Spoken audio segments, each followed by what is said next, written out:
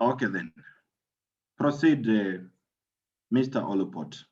Kindly welcome us to the meeting, and then we will welcome our presenter.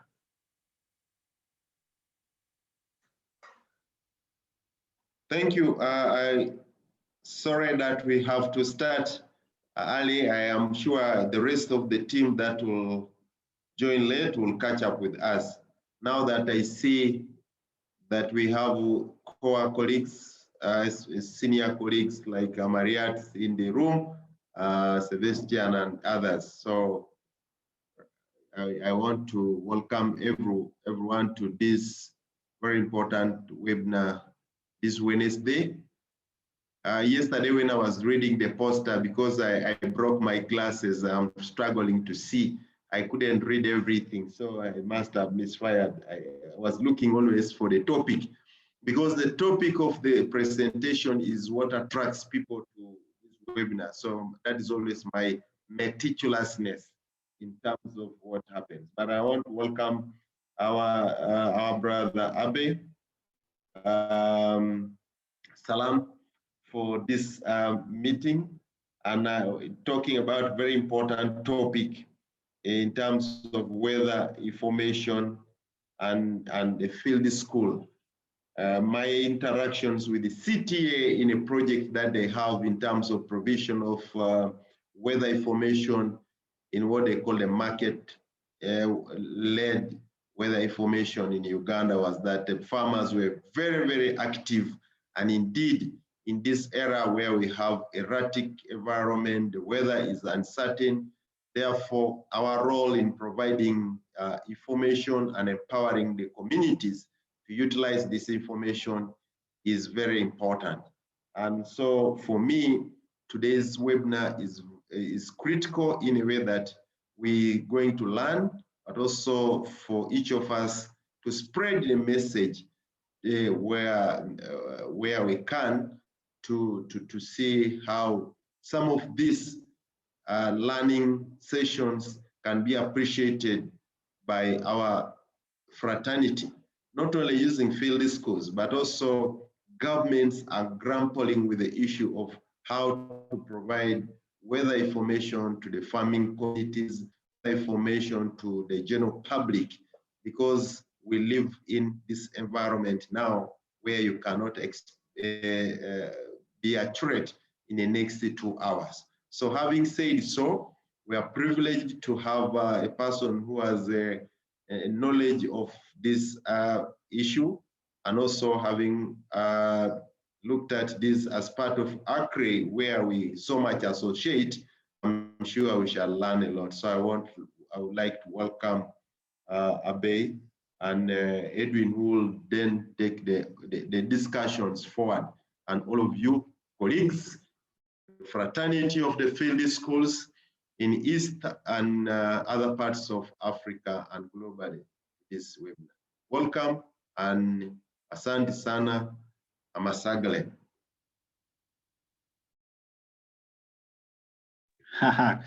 Correction, amasegnalu. I don't know, but Mr. Teshager will tell us on how to pronounce it. So thank you, Mr. Olupot. So we will give this opportunity to Mr. Abay Teshager to proceed on with the presentation. As usual, members, let's mute our microphones, let's mute our videos up to the end of the presentation.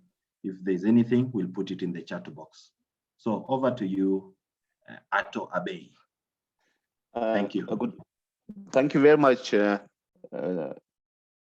Good morning, colleagues. Abari Zari. So today we are going to present the FFS experience from Ethiopia. So let me share my screen, which was prepared to capture the activities of ACREI in the 2 districts that is in the eastern Ethiopia. So I am glad to participate on this workshop and share our experiences and also what's going on the field. So I will follow this content.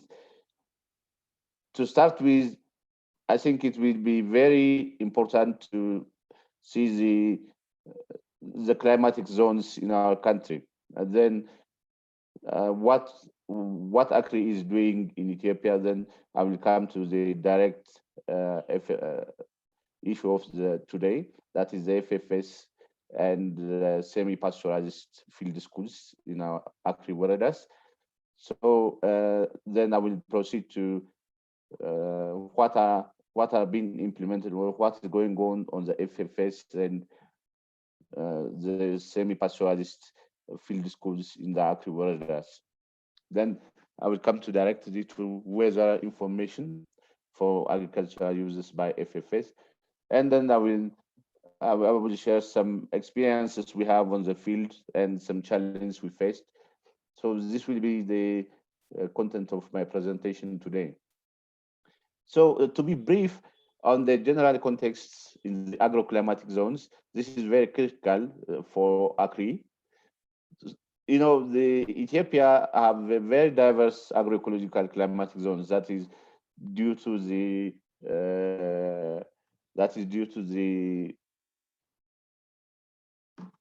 altitudinal changes throughout the country. That is, the highest altitude is about 4,500 meters. That is on the northern part of the country, and the lowest part is 125 meters below the sea level in the Afar depression area, that is on the eastern part. So our waradas, our ACREI waradas lies between these two escarpments. That is between on the eastern mountain side, that is the East African Rift Valley. It divides the country into two major topographic areas, that is the eastern and the northern parts. So our ACREI waradas are found on the eastern part of the highland areas, that is in the Hararge highland, and also in the central Rift Valley area. So this is very vital because, you know, the flora and the fauna on the highland area, that is on the one of our districts, and also the lowland area in Meso district, that is very, very different. It is not the same. So traditionally, there are about 12 distinct agroclimatic zones based on the altitude, the precipitation, temperature, and agronomic or agricultural practices. So they are classified into 12 zones in Ethiopia. So our waradas lies in, for instance, in Meso Warada, it lies on dry kolla, that is dry lowland areas, that we grow sorghum, a little bit teff, and some chat. You know, chat is I think it is also found in Kenya. That is a very important cash crop in those areas. There is also a wealth of livestock products, livestock such as cattle, camels, and also goats. So, you know, they have a lot of those livestock in Meso Warada. Whereas on the Kersa, if we are going to see, it is found on dry Wenadaga or dry mid altitude areas. That is, you know, it is a highland by its nature, but it lacks water. I mean, it doesn't have enough moisture to sustain farming throughout the year. So these are two distinct waradas which have different agroclimatic zones. So generally, you know, the dry land in our country, it accounts about 70% of the total land mass.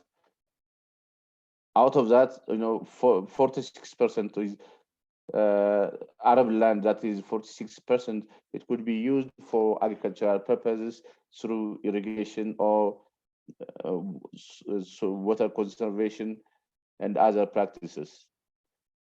The other thing is arid areas, particularly this is found in the eastern part of the country. They have from 100 to 800 millimeter mean annual millimeter rainfall and a temperature of between 21 and 27 degrees Celsius. So these are areas which have erratic rainfall nature, which is very difficult for agricultural purposes because you may not have sustainable rainfall. So what we are doing in Ethiopia with regard to ACREI, we are working with Ministry of Agriculture, which is our main counterpart from the government, and then we have FAO Ethiopia and National Meteorological Agency, and Oromia Bureau of Agriculture. So Oromia Bureau of Agriculture, it have a district office in two of our project areas, waradas. We call districts in Ethiopia, we call them warada. So when I'm saying warada, I'm referring to districts. So we have two districts that is in the eastern part of the country. So we have two districts, that is Kersa and Meso. As I've said, Kersa is the highland area where we grow coffee. We have a lot of chat. We have sorghum, some vegetable crops like potatoes and onions. And we have about 5 communities in that area. And down in the Meso, that is the lowland area in the central Rift Valley, with 5 communities, with a lot of livestock and others. So both these areas are characterized with erratic rainfall, and they are always year-round under food insecurity. And sometimes, they are supported with the government food for work programs because of the climate-induced challenge. So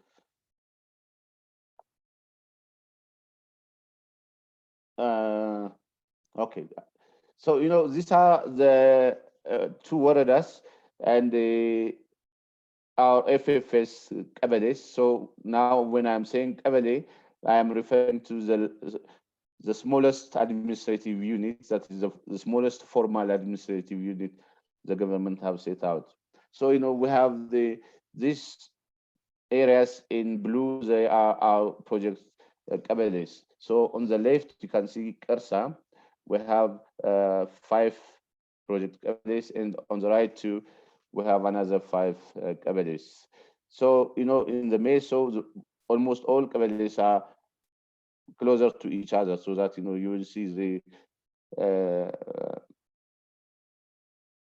the ACREI effect in the clustered areas, whereas in the Meso area, they are far apart mainly because of the topographic nature of that area. So with regard to the climatology in those areas, well, in Ethiopia, we have 2 distinct rainy seasons. That is shortest rain season, that is from March to May. That is called Belg, a short rainy season. So it is used for cattle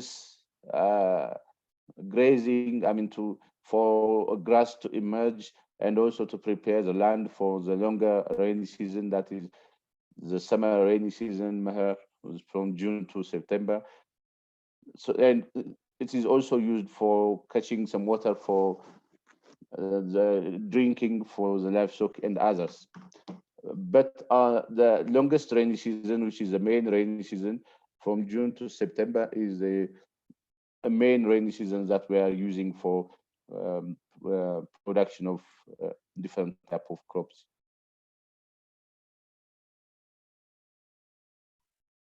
So these areas, as I've said, they receive a very erratic rainfall, which is below 160 millimeter per year. It is very small rainfall for agricultural practices unless it is supported with irrigation. And farmers are in those areas, they used to for different soil and water conservation practices.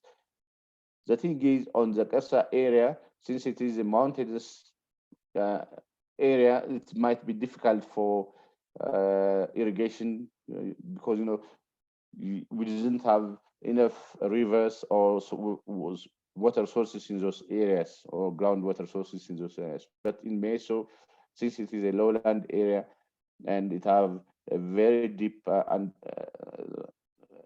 so it have a deep water storage, underground water storage, which could be used for agricultural purposes and others.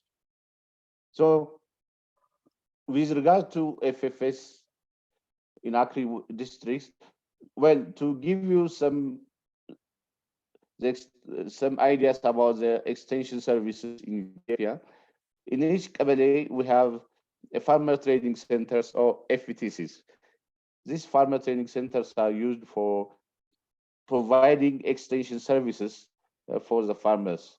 So it is a government public extension services. So in the 10 districts, in the 2 districts, we have 10 farmer training centers with their own land and with their capacities. So we have 3 to 4 development agents, that is on the crop, on the livestock, and also on the natural resource management. This has the main development agents. And in some areas, we have development agents which are working for irrigation or cooperatives. So these development agents are our facilitators for the FFS practices. For instance, the crop development agent, in his Kabale, he is a facilitator for the FFS groups, and he is the one who have established those FFS groups, and also he is the one who is monitoring all the activities and also collecting informations. So even on the when the FFSs are conducting field practices or practical works, so the development agents will stay with them and also guide the FFSs. These are some of the FFSs we have in the 2 districts. In Meso, we have 10 FFSs, and also in Karsa, we have 10 FFS. 5 of them are established earlier, they are veterans, and the rest of the 5 FFSs are established based on the experiences of the previous farmer field schools. So this is for your information.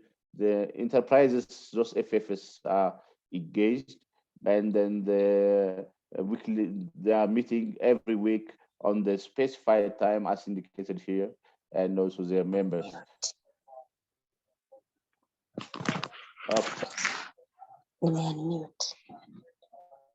May I continue? Hello. Okay. Please proceed. I've muted them. Okay, thank you. So these are the weekly activities, the weekly meeting, and also discussion times. So they have fixed times unless something is evolving, and also the enterprises they are engaging. So mainly, we have prepared a curriculum for those FFSs for their specific enterprises, considering the socio-economic conditions and also the select enterprises and marketing issues. In some of the communities, the FFS members have volunteered their own farm for practical sessions, and also for meeting venues. So the attitude of the farmers is very great in this sense, because they are kind of early adopters. I mean, they are very eager, and they are very dedicated. So they have allocated their farms for their member to practice on the farm. And in other cavities, we have used as the FTC land, which is a government allocated land for demonstration and other purposes. So out of the, as you can see on the above table, out of the 50% of our FFS members are women. So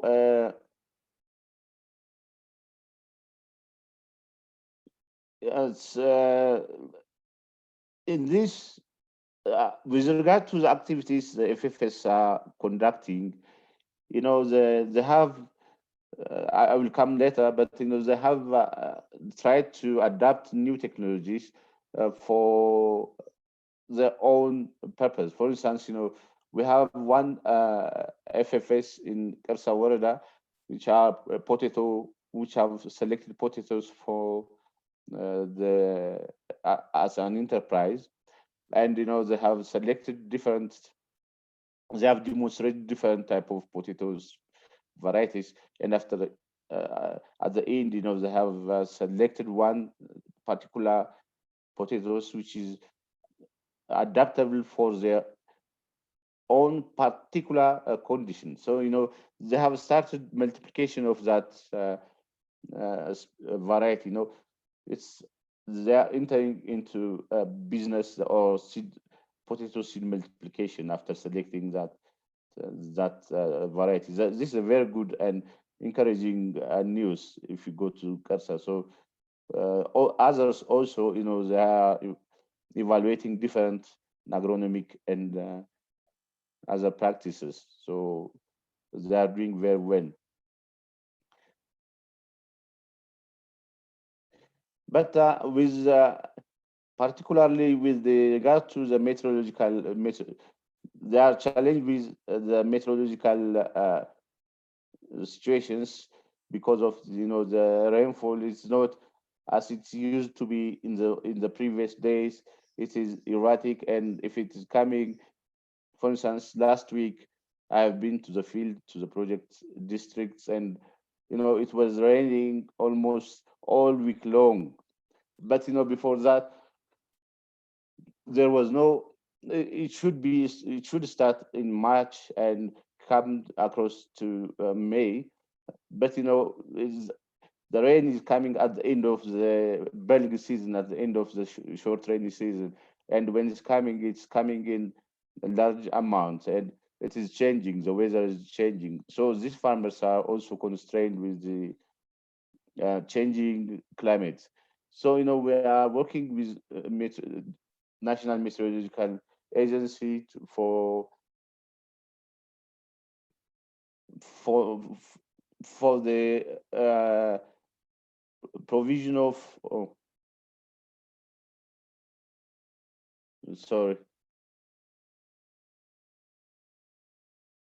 what I'm doing.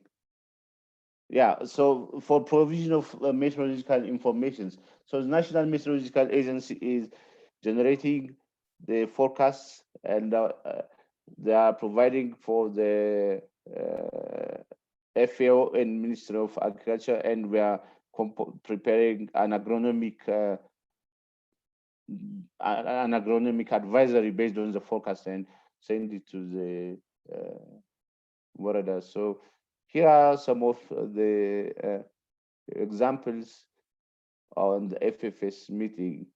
This was taken last week when I was on the field. So with regard to the weather information, as I have described earlier, the groups are facing a huge climatic impacts due to the changed environment.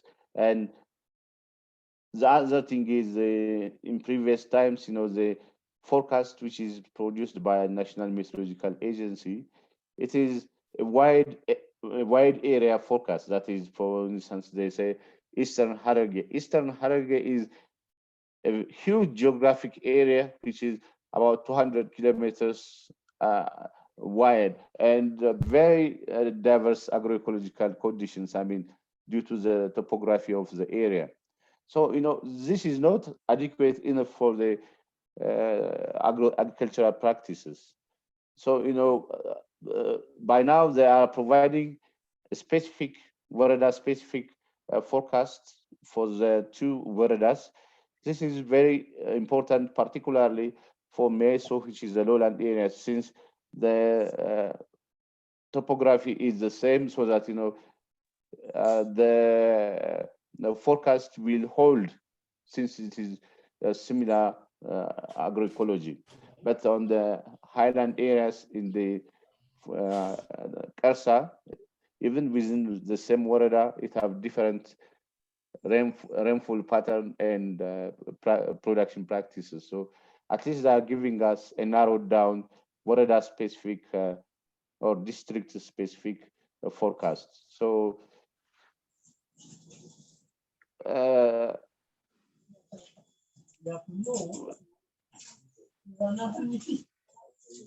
hello. So the 10-day forecast for each Warada, then we are interpreting it into agronomic recommendations, and then through Telegram and WhatsApp applications, we are distributing it to the farmer, to the FFS members, and then they will sit down and discuss on what to do and when to do. The other thing is the use of plastic rain gauge for determination of planting dates. ACREI have distributed plastic rain gauge for the 3 countries. We have received the plastic rain gauge. Since our rainy season is approaching, these plastic rain gauges are installed in all the Kabeles. That is, one plastic rain gauge is installed in the farmer field schools, on the farmers' land, and the other one is on the FTC farms. So they are already installed. We have provided the training on on how to provide, how to record the rainfall every day, and also how to decide the planting date, so that accordingly, if there is 20 millimeter of rainfall for the last 10 days, that is the summation of the 10 days is 20 millimeters, then they will look on the forecast from National Meteorological Agency. They will couple that one, so that if there is a rainfall in the coming 10 days, and if there is rainfall which amounts about 20 millimeter, if it is registered, so that it will give them some confidence to plant their seeds, so that it will at least germinate, and it will escape the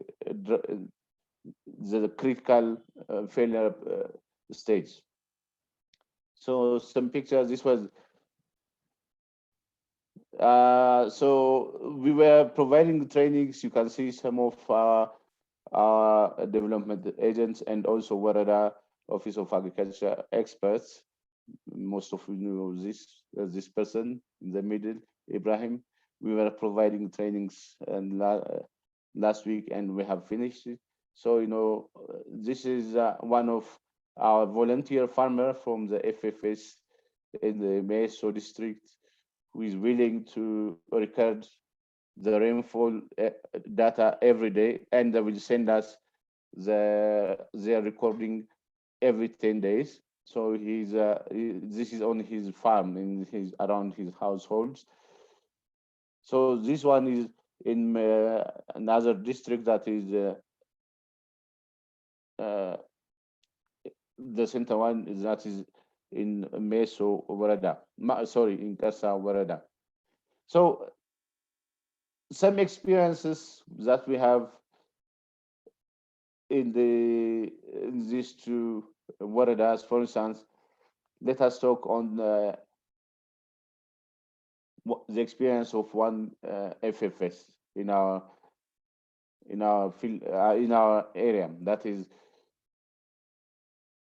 engaged on potato production. That's so the group have about 21 members, 11 female and 11 male members. They have interested because they used to produce potatoes before. They have interested to study or to work on potatoes. Their enterprise was potatoes, and they used to produce a variety called churro that was produced by Alemania University some 10 or 20 years, 10 or 15 years ago by Alemania University. They have only one variety that is adaptable to the area, but they went to conduct a trial for selection of varieties. So the Warada provides them with three varieties for planting, that is Tulema, Gudenne, and Jiro. So they were conducting an assessment or an observation on the three varieties continuously. So this was at the start of the selection process. I mean, before at the start, before they have started the planting. Our development agent, who is a facilitator, explaining how they will conduct the trials. So they have prepared the land. So what is the result out of they used to churro variety for a long period, as I have said, but when they are conducting the assessment based on their own criteria, that is based on the farmers' own criteria, rather than selecting the adapted varieties, they have selected Tulema variety. That is one thing that is that we can learn from the farmers' experience. That is, if the farmers are given the chance to select what varieties or what practices they need to follow, they have their own criteria. So they will take the technologies that they want to adopt. So they have selected a different variety than they used before. So after that, they are now preparing.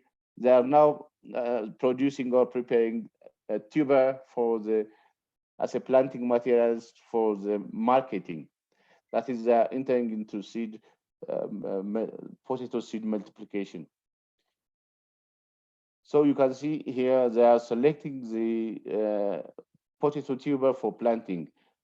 So the tuber for planting, it should be egg-sized. It should not be very big. It should not be very, very small. It have a size which is equivalent to an egg, so that they are selecting some tubers for consumption and the rest to put it in the diffused light storage for next planting season. Here are the women evaluating the vegetative part. So what are some of the reflections from the farmers? The farmers are explaining the FFS practices in different ways. For instance, one of the farmers have said that we have this practice or this exercise have given us a chance to observe different crop stages, that is, and also the pests that we have to control, and also the nature of the pests. This is because potato in that area it is not the major crop. The major crops are coffee, sorghum, and chat, but potato is growing as a side crop for small household consumption. So they didn't have a deep knowledge and experiences on potato before, as compared to the other major crops. So this is a very good in practice. So some of the challenge was over the last year, particularly on the COVID restrictions. So we have been gathering were not allowed more than 15 people at a time, so that it was very difficult. People. The other thing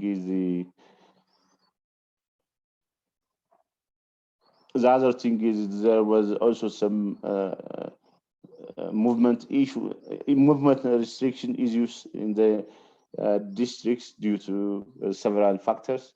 So the FFS were facing some difficulties to gather, or the development agents or the Warada peoples to go to those areas and monitor their activities.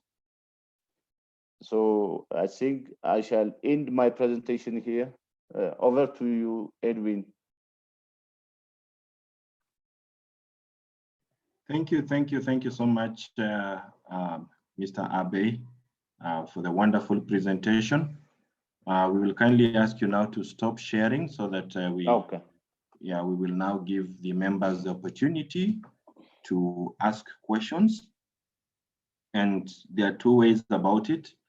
Either you put it in the chat box or you raise up your hand for us to be able to identify you.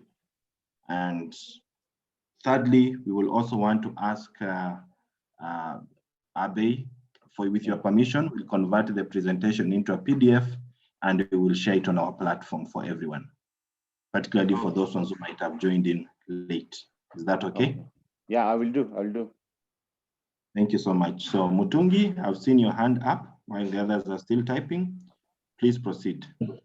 Okay, Teshager, thank you very much for your presentation. In fact, it has given us people here in Kenya and East Africa, and especially those who are taking part in ACREI, it's given us an overview of what Ethiopia is doing in the ACREI project. And I want to congratulate you and thank you for the presentation. Basically, more also when I have seen the trial on the potatoes and what farmers are doing in that area, this is very, very impressive. Even from the pictures, you can see that this is an area that is a marginal area. So I'm really thankful about that. The second thing I want to appreciate from your presentation is I saw you had put a table there on the status of the FFS, the name of the FFS, the facilitator, the enterprise, the number of males and females. I really feel very, very impressive. And I think you can share this, that template, please share it with the ACREI colleagues in Kenya and in Uganda, because it gives a snapshot view of the kind of FFS. So please do share that with us. Then lastly, I have also looked at your enterprises, and I am being surprised that I thought in these marginal areas, livestock are very, very important, and I don't see any livestock enterprises. It is basically crops. So just asking, what is your way forward on that? Thank you very much. So I think we'll take another question from Mr. Baha, then he responds to both while we wait for the other question. So Mr. Baha, please unmute. Thank you very much, Edwin. Thank you very much, Mr. Abay Teshager. Is this the same person? Yes, the same person. Thank you, sir. Thank you, sir, for that elaborate presentation. I have 3 issues. But first of all is to appreciate very much the wonderful presentation from your end and colleagues. That for us was an eye-opener. Number 1 is on, I noticed the 2 districts, Meiso and Kesa, have a difference in the distribution of the field schools. I was wondering whether that difference in topography, which led to the other side of Meso, field schools being closer to one another, and the other side a little bit widely distributed. Is there a difference in overall project implementation at this point of project rollout? That's one. Two, very impressive in terms of gender balance, 50-50. Is it by default or by design?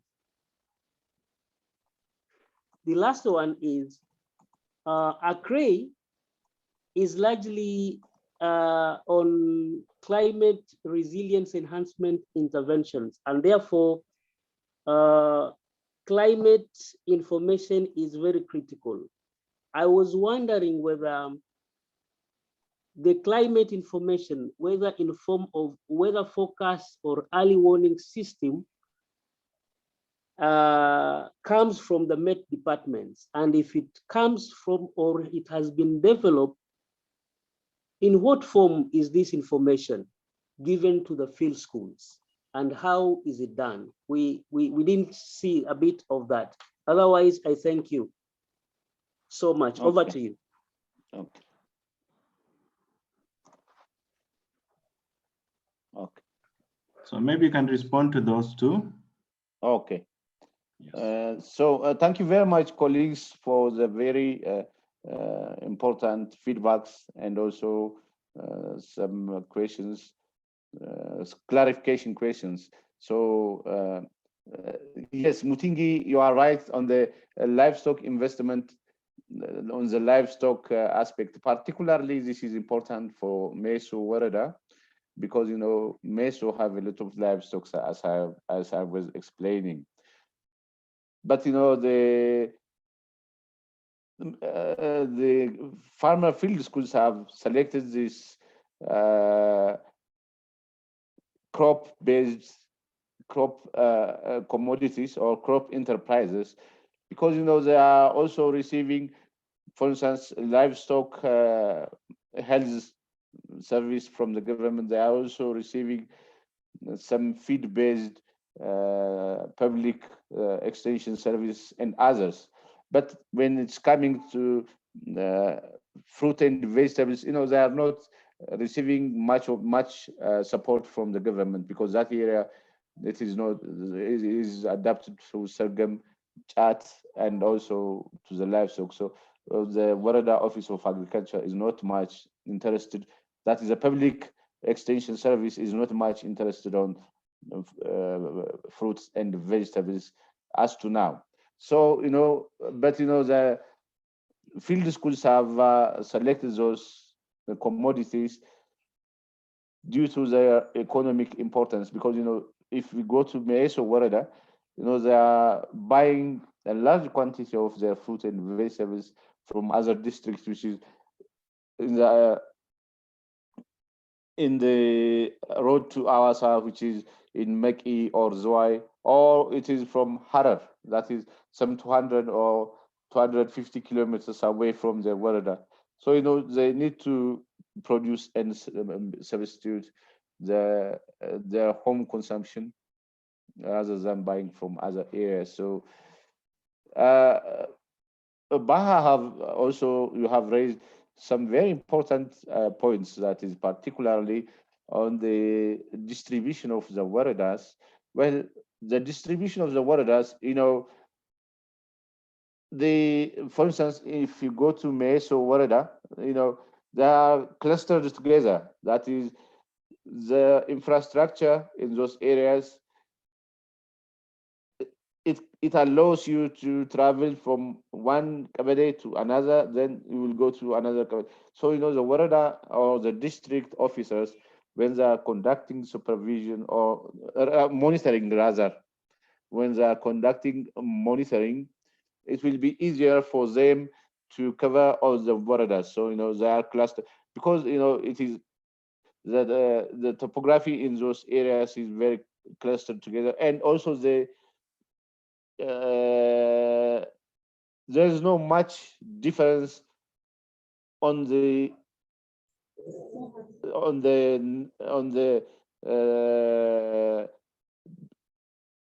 soil characteristics and also on the rainfall pattern and other agronomic practices between the cabinet, because it lies on the lowland areas or on the lowland dry lowland area. So it's more or less the same. So it will, but if you go to Karsa, it's another story. From one cabinet to another cabinet, it will be divided by a big mountain or a gorge or other physical barriers. So the cabinets might be different. I mean, far apart. Well, although generally the main crops grown from in one cabinet to another in Karsa it might be similar, but there might be some specific differences in each cabinet due to the rainfall, the pattern, and others. So the topography have a lot of things to do. But with regard to the gender balance, well, when the FFS was established, the instructions were the FFS should at least have 50% of the members should be female. That is because in those areas, women are not coming out and join the meeting with the males. But having 50% male and 50% women, it might have also its challenge because the voice of the women might be shadowed by some outspoken person. So rather than having rather than having one FFS with male and female, for the women to speak out their mind, it might be, I mean, this is a suggestion it might be possible if we have FFSs that focus on the investment aspects or enterprises which will help females and also male. Otherwise, they will keep silent when the men were speaking. I have seen this because I was on the field last week and before. So this is a challenge. But when we're designing the FFSs, we try to make the at least 50% of the members to be females.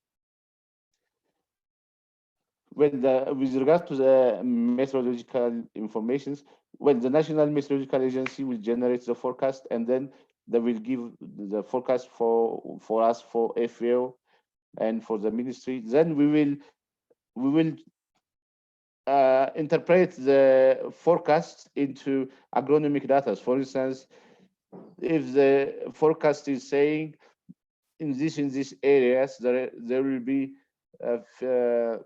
this much rainfall is expected, then we will interpret that one into it is recommended to conduct these agronomic practices, weeding, and this and this and this, so that we will distribute that.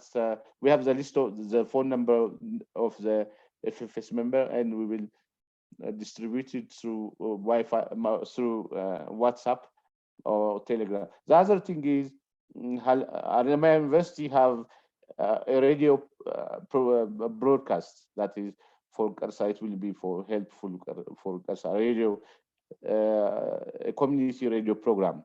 They have allowed us to transmit the forecast through the radios, and we are in discussion on how we can use their facilities there.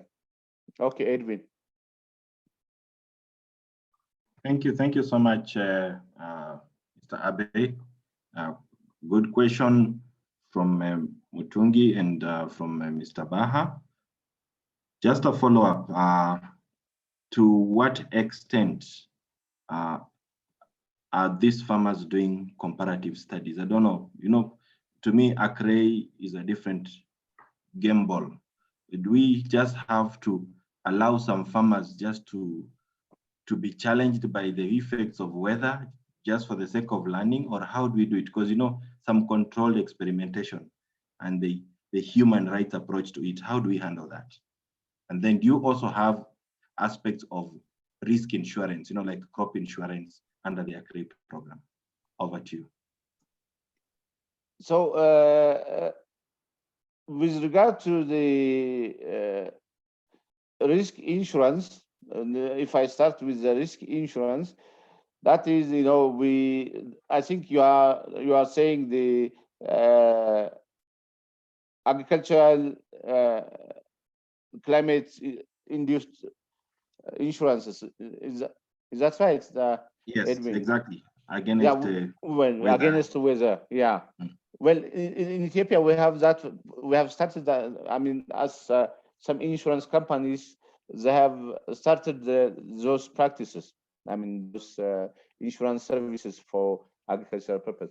But the thing is, the insurance companies up to now, they are giving those services for large-scale farms which have one, the ability to pay the premiums. The other thing is which have very compiled information. But for the farmers, I have not seen any insurance companies that are interested in insuring farmers with climate-induced challenge. But for commercial farms, they are providing such services. I'm not sure. I have not seen any insurance facilities. But it is worth discussing with them, and I think I have to take this point, and maybe we can discuss with these insurance companies. The first question was the human element. Experimentation. To what extent should we just leave some farmers on their own so that we are able to learn something? Yeah. Should we leave them to starve? Yes. With regard to the experimentation, I think we are not conducting a very controlled experiments. That is an experimentation which is conducted by the book or by research centers. But we are giving the FFA the chance to compare different technologies available, so that they will evaluate those technologies based on their criteria and based on their own contexts, so that they will learn. I mean, they will take the technologies out of. The main thing here is understanding the criteria by which they have selected those technologies, because that is the main thing. That is the knowledge part of this experiment. That is, what are the demand of the farmers? It will show us what are the demand of the farmers. Otherwise, it is not a controlled experiment like the research centers and so. Okay, Edwin. Thank you so much. Maybe if I addressed your question very well. Yes, I've gotten it. Okay, thank you. I just thought maybe you leave one village to be ravaged by the drought or the floods, then the other village is really doing controls, but that's okay. Max, okay. I saw your hand up. Yeah, I was about to, I actually brought my hand down, but first of all, to appreciate our brother, Abay, for a very impressive presentation. which actually builds on the experience also from Andrew from Uganda. I think this is a very, very well done in terms of the string of knowledge. Then as a second issue is I looked at the challenges, which are the normal challenges of COVID, and also to mention that COVID perhaps has not gone and it will be still with us for some time, even though the gravity may keep reducing or certain areas are not. So I would like to hear a little bit of how the team in Ethiopia were able to circumvent the COVID hindrance in the field school when they were doing such an important project and their routine work. Because all over in fact, world over, people have been devising mechanisms to continue operating. I know that the hub itself, we had to go to places where the COVID was still there, but farmers needed our services. So how did you manage this kind of situation, and how are you prepared in case this COVID continues or even bounces or any other pandemic comes around? The field school becomes an anchor to which the farmers continue to receive information, but also implement the activities. Okay. Shall I respond to this question, or shall we take another question if there is? Actually, we are just about to wind up. Maybe respond to that. Anybody else? Maybe put it in the chat or raise up your hand. So thank you very much, Max. This is a very important concern. With regard to the COVID, the main thing is the restrictions on the government side, I mean, on the operation, because, as I was looking on the farmers, on the FFS activities at the farmers level last week, they were not much concerned about the COVID. This is a very, very worrying thing. I mean, they were not considering that as a serious issues. But, at the national level, at the government level, there was restrictions and there was bans on the meetings and others. But, with the project, we have provided some basic COVID protocol, controlling protocol measures, such as there are the COVID controlling protocols. So, but when you are coming to, particularly when you are coming to the farm on the field level, the perception or the attitude of the farmers towards the pandemic is a little bit loose, and it is worrying. But people are also suffering and dying from the pandemic, even in the rural areas. So though it's not well documented, but we are trying to adopt the COVID protocol, controlling protocols, and also introduce those to the farmer field schools. Otherwise, the main challenge is with the COVID is from the project side. I mean, to move out and conduct the monitoring, or to conduct meetings, to provide trainings. That is very difficult. We don't have, we cannot gather. Okay, Edwin. Thank you so much. Have you conducted any field days? If so, how have you done them? I'm looking at how the rest of the community gets to know this information. Yeah, this year we didn't conduct a field day, but we are, I think by early next year, that is, when I'm saying early next year, in the Ethiopian next New Year, that is in September. in the September, we are planning to conduct some field days because we have some budget revision issues.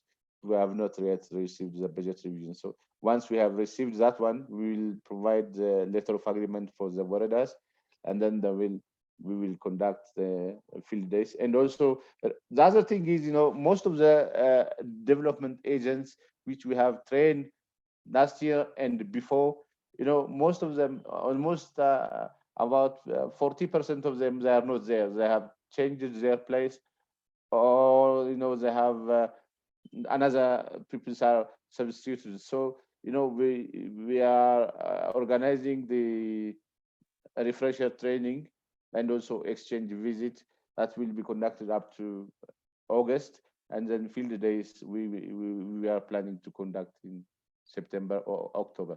Thank you. Wow, thank you so much, Mr. Abay. I think we should give you a chance to sip a glass of water. It's been an enduring session for you. For members, I don't know if there's anybody we are locking out. I don't know that Sebastian Gray, there's something you can mention. Then we take it back to Max for closing. Thanks, Edwin. Can you hear me? Yes, but you can be louder than that. Okay, probably an issue of my microphone. So I'll try. That's better. Okay.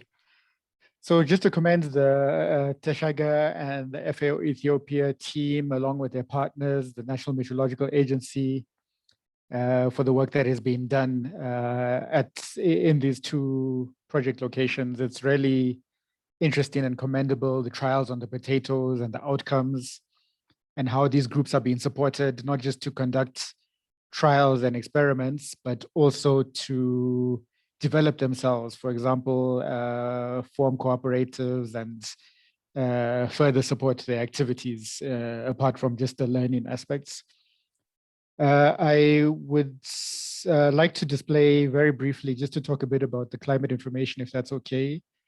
For those who have not seen this, I hope you can see my screen. Yes. Okay, this is a presentation. ACREI is a partnership project between FAO, the World Meteorological Organization, and ICPAC, the IGAD Climate Predictions and Applications Center. So ICPAC leads on the climate information at the regional level in partnership with the National Meteorological and Hydrological Services. So in Ethiopia, that's the National Meteorological Agency that Teshager mentioned has been working with. And I just wanted to say that the cycle of information that we are using, it's very participatory. We're encouraged to work directly with the farmers, with the development agents, with other partners and stakeholders from the regional to the national, right down to the subnational level. And basically, this is the model that we use. So we explore the challenges together. We support the downscaling that Teshager was mentioning, trying to get a finer resolution to the forecast to that's normally done at the national level. So trying to see in MESO and in Cursor, what is the variation across those locations in terms of the seasonal forecast. We are also supporting, once we have that downscaled forecast, we do what is called co-production. And that means bringing together the stakeholders, the farmers, the development agents, ICPAC, National Meteorological Agency, and we discuss the forecast and get input from those on the ground who know the context on the ground. What is the implication for your location? So it's not just a one-way thing, this is the forecast and that's it. No, this is the forecast, let's discuss it. Do you understand it? What does it mean for your location? What should the advisories be? How was the forecast last season? What did you do? Did it help you? And that's how we can improve and also make sure that the forecast is used by the people on the ground. We're also supporting communication and dissemination. So that means engagement of media, for example. We have a WhatsApp group for climate information dissemination. As Teshager mentioned, they share the forecast through their own Farmer Field School focal persons and facilitators through their WhatsApp and through the DAs. We also conduct monitoring and learning. So trying to improve the process, recognizing that there can be some challenges with the information, with the understanding, with application. So we want to know, how is it used? How can we improve it? So this is the basic model of what is done in ACREI. I could also just display, for example, in Ethiopia, if you can see on the left, this is an example or examples of forecasts and advisories done for Ethiopia.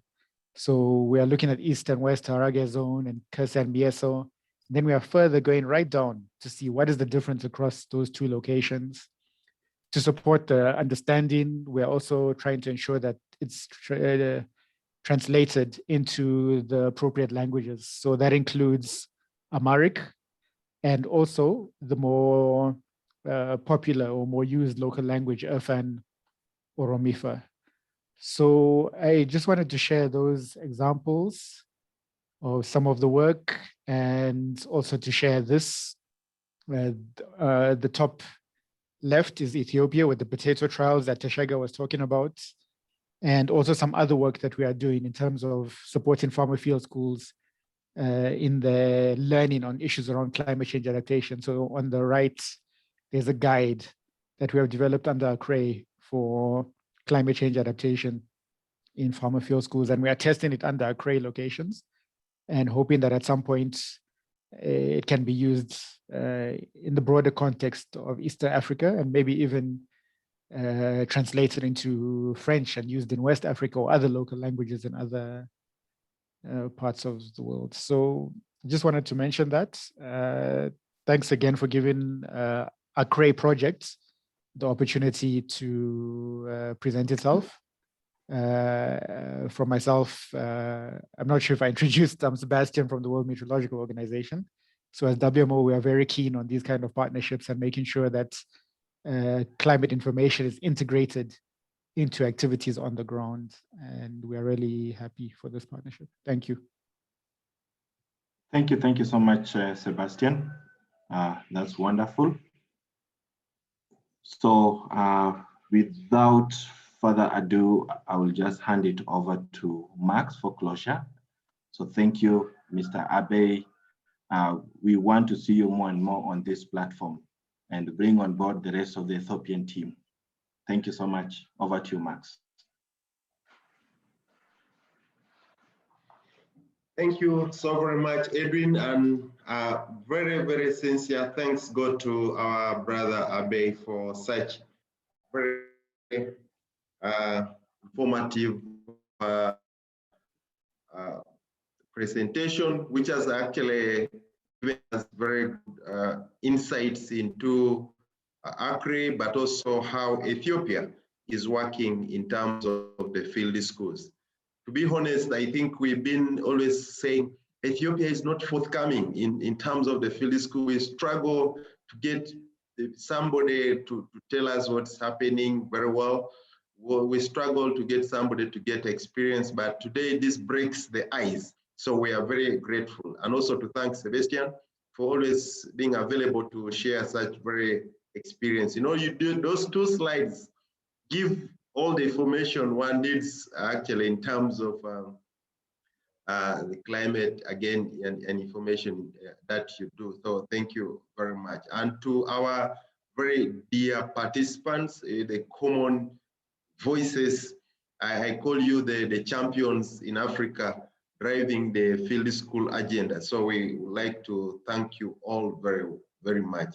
I would like to appeal that based on this presentation from Abay, would like to enroll you in the East Africa Field School Hub. And now I say this as the coordinator, so that you continue to interact with us, but also get us to use a snowball to get other colleagues in Ethiopia to be part of this important journey we have in reactivating, rejuvenating, and making the field schools in East Africa talk to each other, but also share such valuable experiences. So Edwin and myself will be getting back to you on this, and we shall appreciate, in fact, if we tell you to do another presentation next time.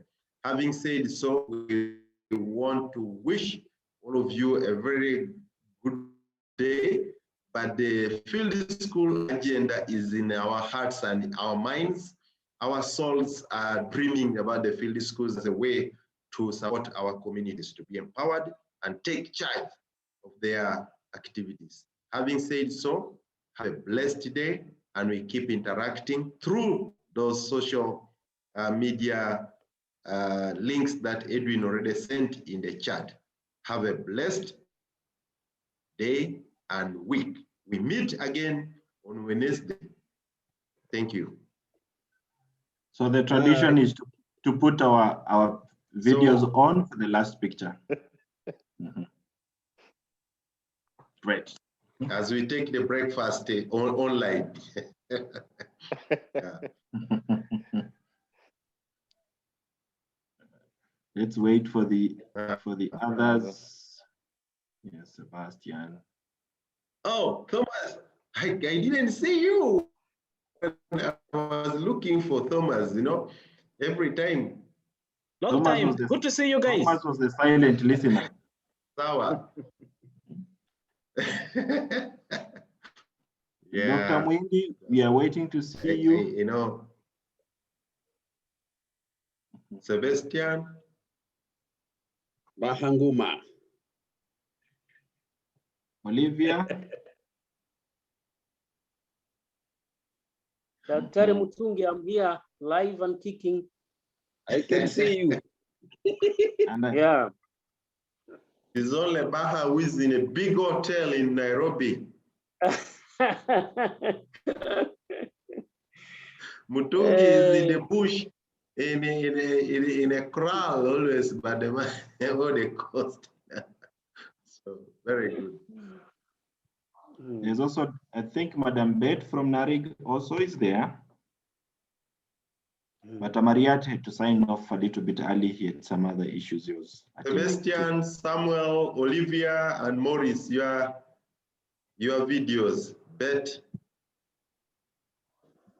Just click the video and we do this photo together.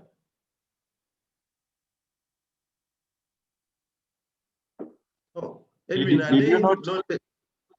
I'm seeing all of them.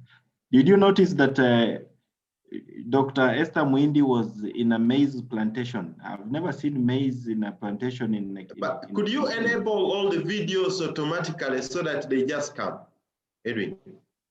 Yeah, they're there. So we take yeah. The problem is the network. Yes. Oh. It's the network here, but I'm able to see almost all of them. And Abay looks like the Prime Minister of Ethiopia. Yeah. Did you notice that? No. Very close resemblance. You can be his double. No, don't take me there. Yeah. Okay, thank you, ladies and gentlemen. It was our pleasure. Bye-bye. Ciao, Thank ciao. you very much. Ciao, ciao. Yes. Bye. Oh, Daktari, you are in Mombasa, bwana. Yeah, niko Mombasa mie. Na usemi bwana. Naja tuonane. You know, Abay is Waweza enda na papa bwana, kisha nitaanza kuuliza mimi. okay.